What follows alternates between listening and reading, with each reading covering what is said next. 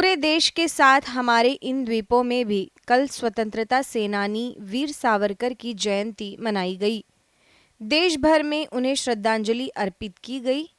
वीर सावरकर का जन्म 28 मई सन 1883 को नासिक के भागपुर गांव में हुआ था। उनकी मृत्यु 26 फरवरी सन 1966 को हुई थी।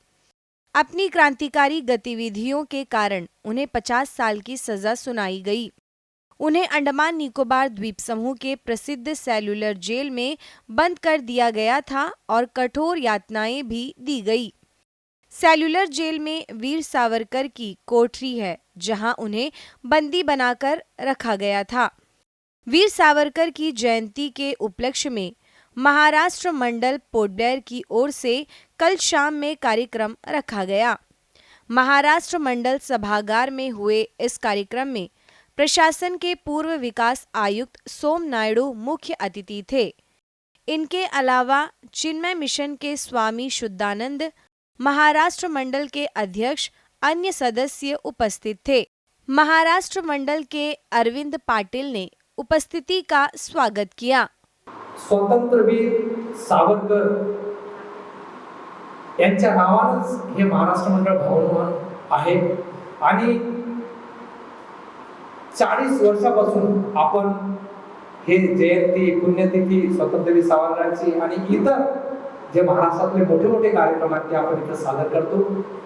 आणि या कार्यक्रमामध्ये अंदमान निकोबारचं ॲडमिनिस्ट्रेशनही आम्हाला सहयोग देते आणि सोबत सर्व सावरकर प्रेमी व इतर मंडळी अशा कार्यक्रमाला सपोर्ट करायला आपल्याला सहयोग देतात। मैं महाराष्ट्र मंडल की तरफ से सभी सावरकर प्रेमियों को बहुत बहुत शुभकामनाएं देता हूँ। सुबह का कार्यक्रम हमने वहाँ शुरू किया और अब संध्या का जो कार्यक्रम है वो महाराष्ट्र मंडल भवन, जिनका नाम स्वतंत्रवीर सावरकर भवन ही है, तो हम हमारे इस सभागृह में उनके जयंती के अवसर पर ये कार्यक्रम रखे हैं। वैसे तो स्वतंत्रवीर सावरकर जी की जो पुण्यतिथि है 26 फरवरी, उस दिन पूरे भारतवर्ष से लगभग 2,500 लोग यहाँ अंडमान आते हैं और स्पेशली महाराष्ट्र राज्य से तो हजारों लोग है ही है। वो बहुत बड़े पैमाने पे वो कार्यक्रम हम करते हैं।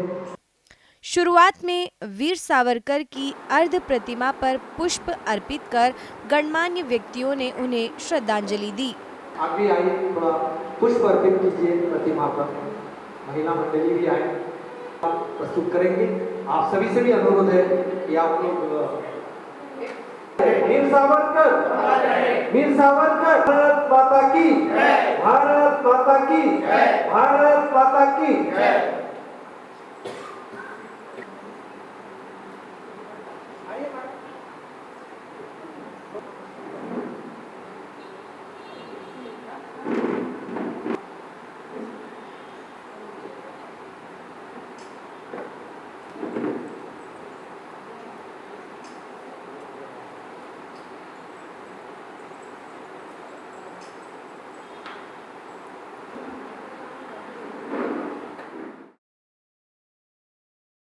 कार्यक्रम में स्वामी शुद्धानंद ने अपनी बात रखी। एक ऐसा व्यक्तित्व जो साहित्यकार भी थे, देशभक्त भी थे, पत्रकार भी थे, एक जागरूक नागरिक भी थे और अंडमान के साथ में उनका सीधा संबंध था।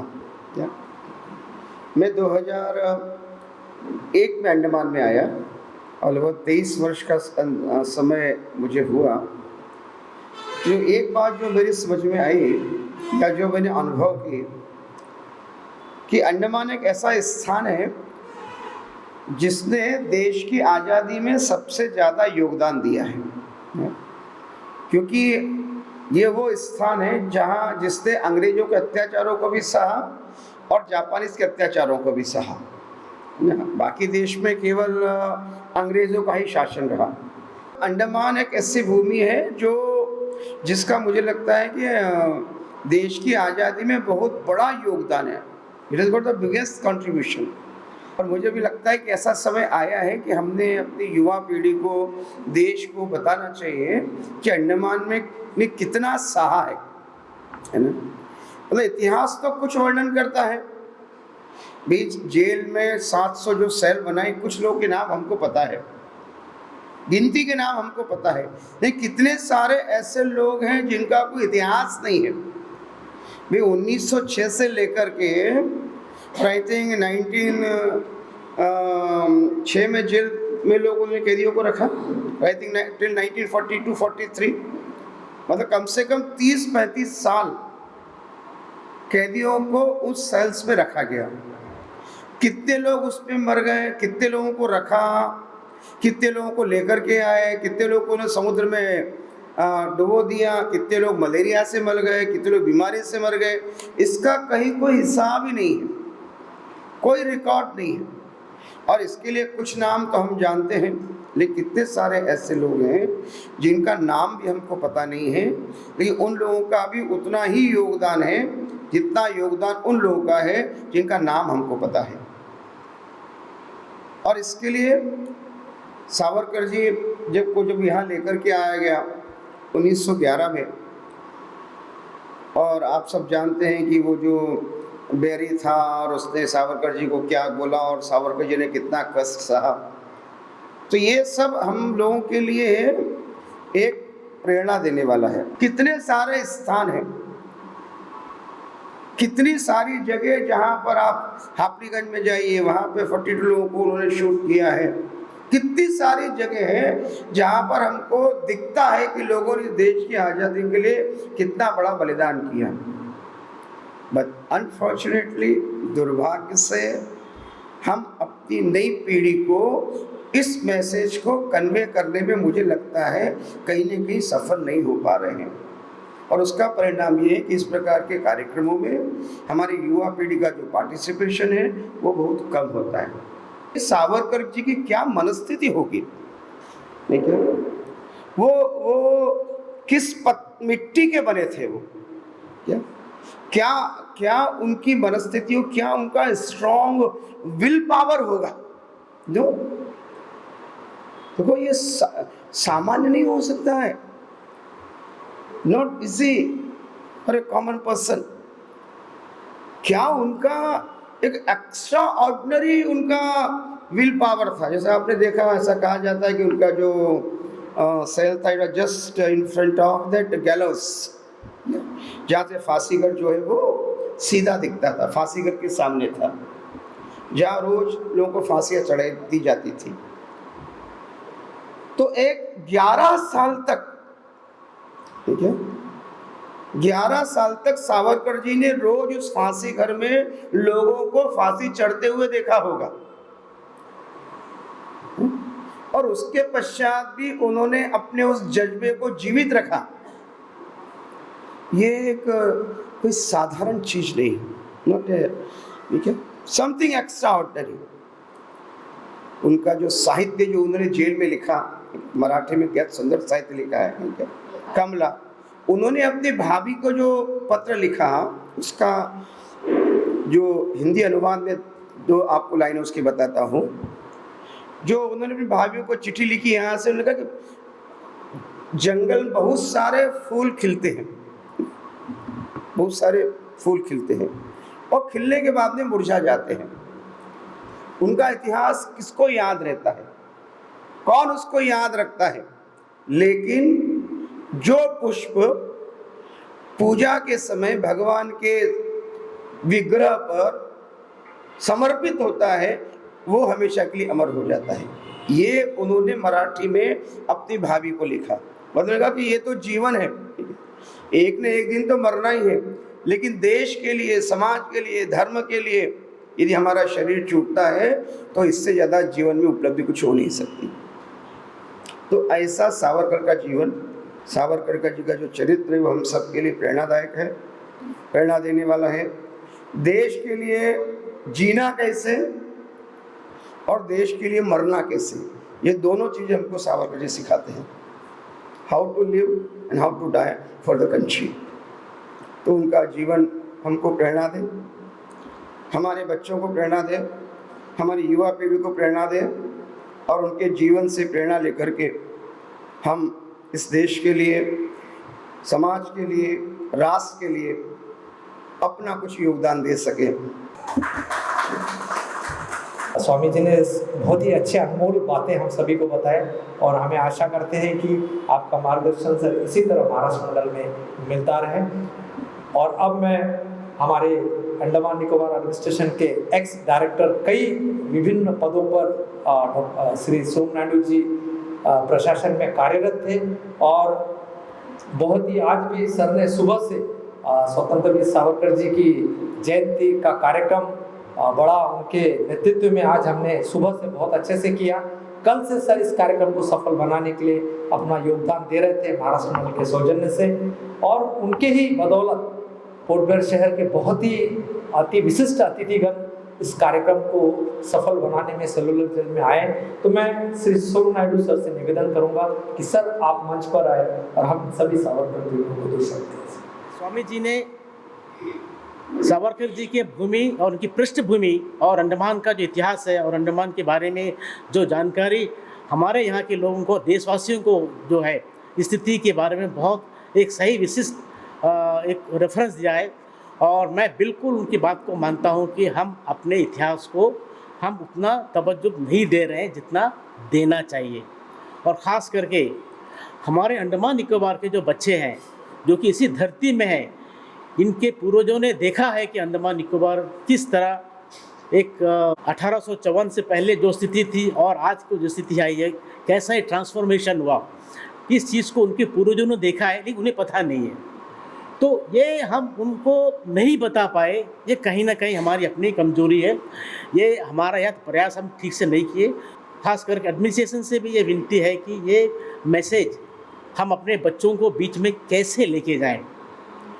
हालांकि इससे पहले भी कई कोशिशें हुई, कई लोगों ने ये इशू को हमने उचित स्थान पर लेके गए। ये कहा कि भाई हमारे अंडमान का जो इतिहास है हमारे बच्चों को कम से कम बताएं, क्योंकि हमारा अंडमान का जो इतिहास सिर्फ इससे नहीं जुड़ा हुआ है, बल्कि मैं ये कहूँगा कि हमारे अंडमान निकोबार में जो ट्राइब्स है, ट्राइब्स के बारे में भी हमारे अपने बच्चों को नहीं मालूम, जो कि ऐसे ट्राइब्स होना हमारे द्वीपों में और हमारे लिए गौरव की बात है।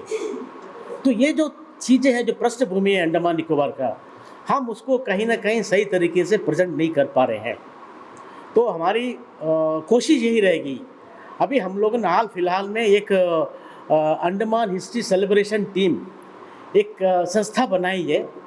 ये संस्था का मुख्य उद्देश्य यही है कि जितने भी जो इवेंट्स है जो ब्रिटिश समय से लेकर के या जापानीज़ पीरियड में जो भी हुए घटित हुए हैं, जो कि हमारे लोगों को पता नहीं है, वैसे इवेंट्स का हम पूरे साल भर का एक एक्शन पॉइंट तैयार करेंगे, एक्शन प्लान तैयार करेंगे और हम लोगों के बीच में जाएंगे, एक जागरूकता लाएंगे, बताएंगे कि ये धरती ने, इस अंडमान की धरती ने क्या क्या देखा है और हम उसको कोशिश करेंगे कन्वे करने के लिए। और जैसे स्वामी जी कह रहे थे, हम एक नई चेतना लाएंगे अपने युवाओं में, अपने बच्चों में, ये हमारी कोशिश रहेगी। और मैं क्योंकि आज का दिन जो खास करके वीर सावरकर दामोदर जी के 141वां जन्म दिवस है, और इस बारे में तो मैं यही कहूँगा कि उनका जब तक हम पढ़ेंगे नहीं, उनका इतिहास नहीं पढ़ेंगे। आज हम गए थे सेलुलर जेल में, जब हम अपना श्रद्धा सुमन अर्पित कर रहे थे, तब कुछ टूरिस्ट आए थे और ख़ासकर कुछ मराठी टूरिस्ट आए।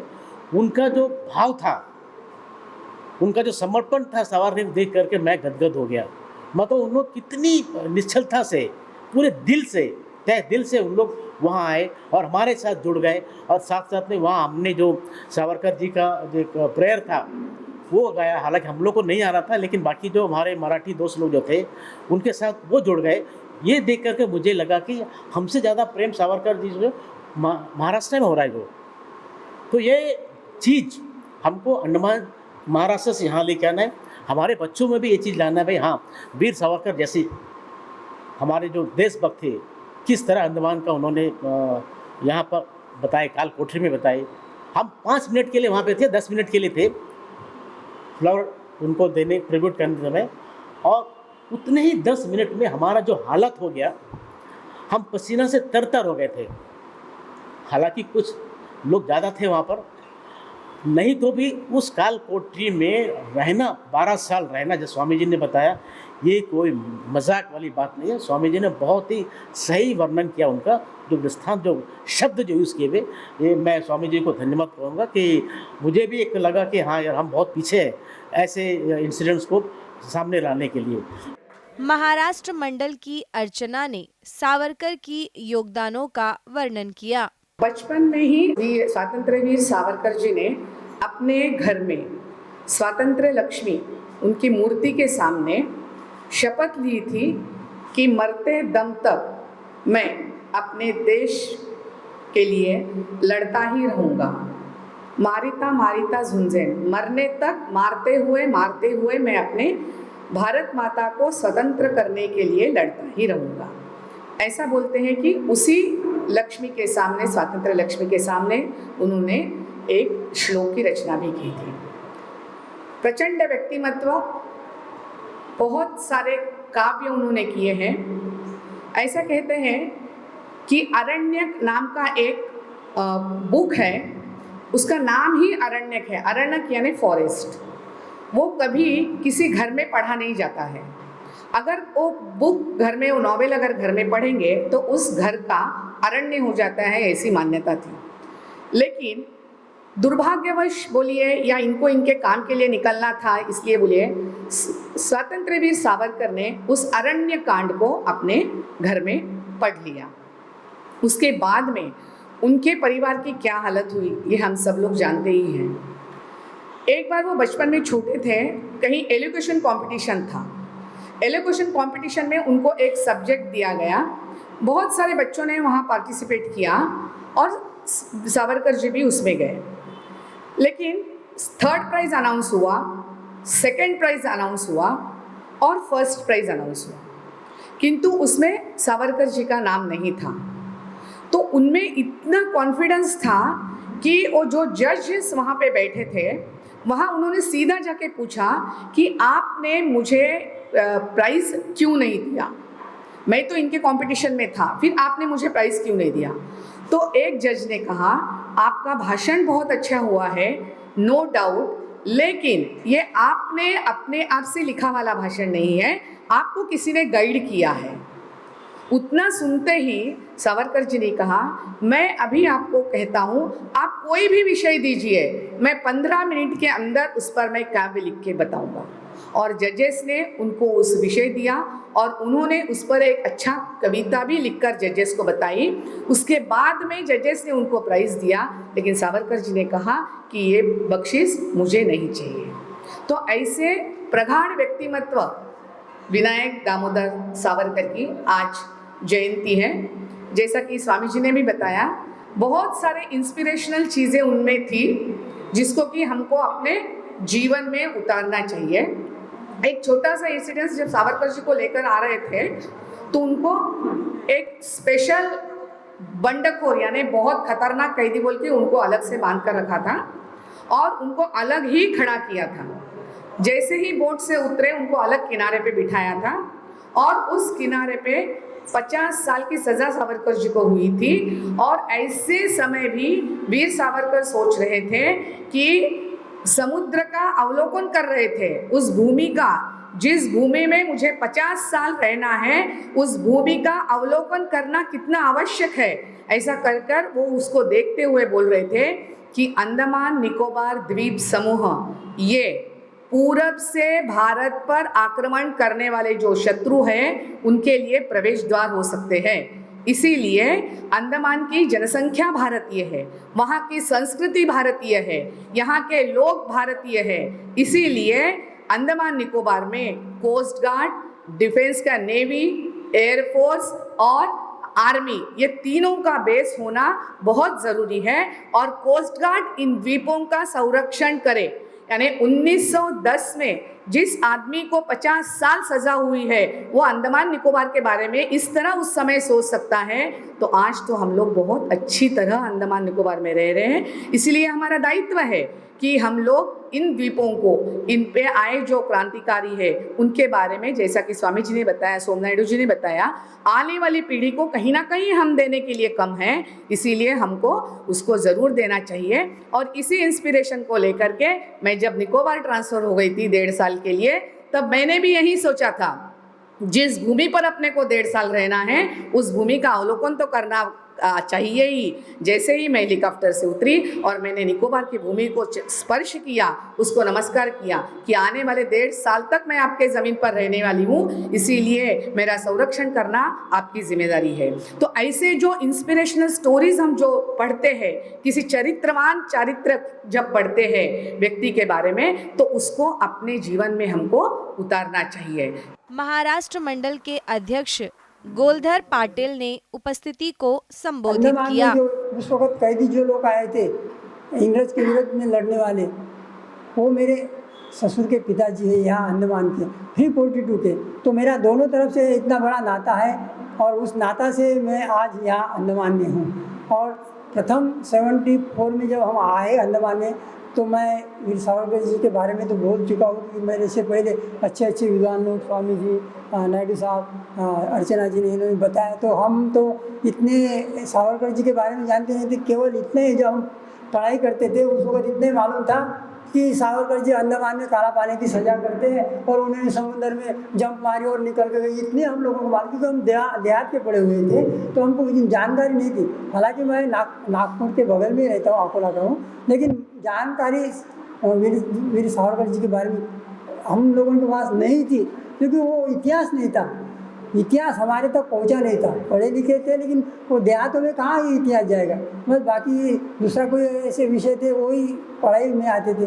तो आज हम यहाँ आए हैं 74 में। आने के बाद सबसे प्रथम हमारा जो 1960 में हमारे गोविंदराव हरसी साहब यहाँ आए, जेलर थे, और जेलर उन्होंने, हम लोग 250 लोग आए थे इधर, CID ऑफिस है उसी में हम लोग रहते थे अन्नपूर्णा होटल के सामने।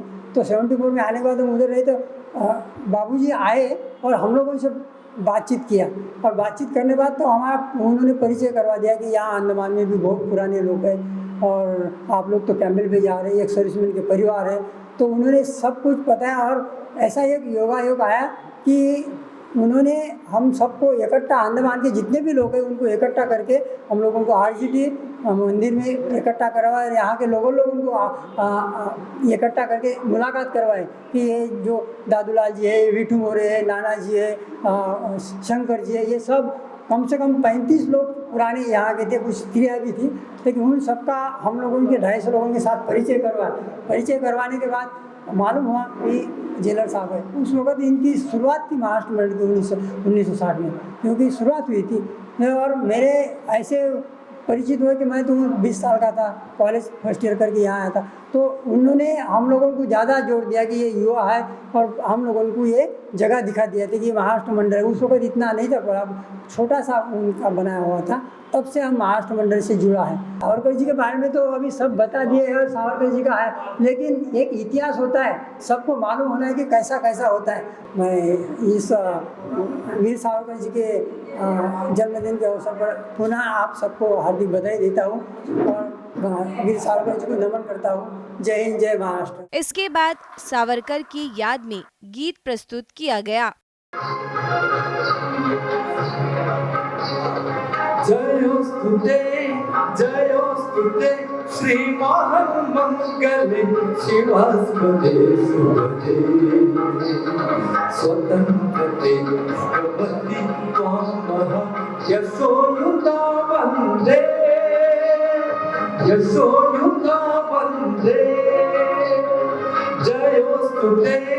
जयोस्तुते श्री महामंगले शिवास्पदे शुभदे स्वतंत्रते भगवती त्वामः यशोयुता वन्दे